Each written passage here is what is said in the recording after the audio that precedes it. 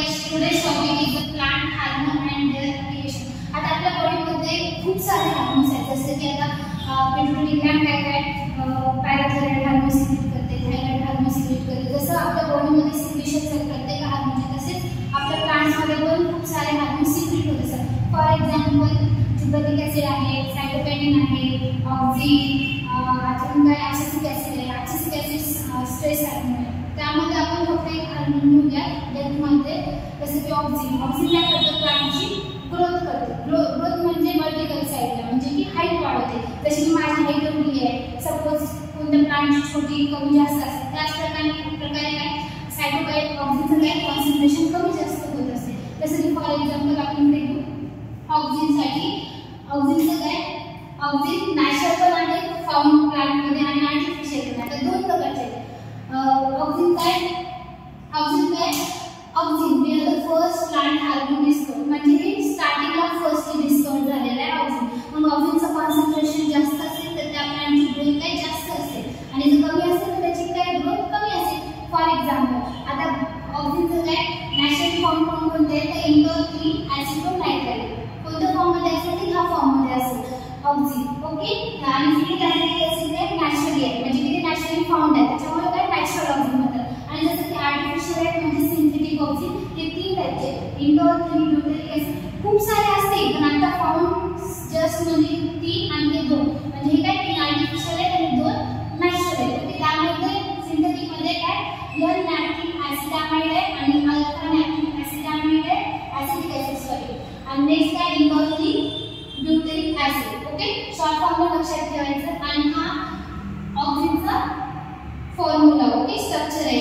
एक benzene ring आहे आणि एक OH अल्कोहल ग्रुप आहे, NH अमाइड ग्रुप आहे आणि कार्बोक्सिल ग्रुप आहे. ओके, आता नेक्स्ट ऑक्झिन झालं. ऑक्झिनचे आपण काय बघू फंक्शन बघू. ओके, मी आता सांगितलं होतं तुम्हाला की काय करतं ऑक्झिन, काय इंटरनोड इलॉंगेशन. ओके, इंटरनोड म्हणजे काय, आता बघा फॉर एक्झाम्पल हे आपले ब्रांचेस असतात. इंटरनोड म्हणजे 2 ब्रांच मधले अंतर, त्याला म्हणतात internode. Okay, internode elongation. Elongation म्हणजे काय की जसं की इलॉंगेशन म्हणजे काय आपलं जी लांबी वाढते, इलॉंगेशन मीन्स लांबी वाढणे किंवा हाईट वाढणे. Okay, internode elongation. Okay, 2 branch मध्ये जी हाईट किंवा लेंथ असते त्याला इंटरनोड इलॉंगेशन म्हणतात. नेक्स्ट काय स्टिम्युलेट द लीफ. लीफ म्हणजे काय आपलं पान जे झाडाचं लीफ मीन्स पान, त्याची काय ग्रोथ वाढते, इन्फ्लामेशन होईल किंवा ग्रोथ वाढेल. ओके, नेक्स्ट काय stimulate the initiation of muscular tissue. आता मस्क्युलर टिश्यू म्हणजे काय बेटा, झायलम आणि फ्लोएम. ओके, मस्क्युलर बंडल्स असतात, त्याची ग्रोथ वाढली म्हणजे काय वेसल्स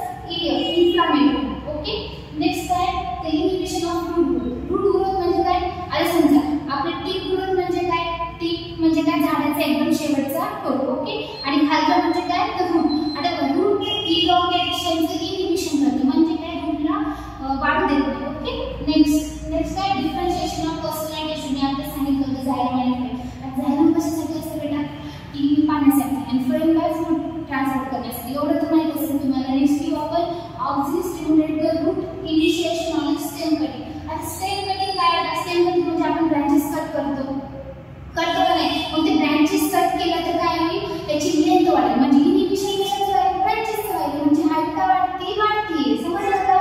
म्हणजे आपण समजा आपल्या हातात काढलं तर आपल्याला पोषण कुठे भेटेल, सगळ्या बॉडीला, म्हणजे असंच आहे इनडायरेक्टली. ओके, नेक्स्ट काय stimulate the lateral root development.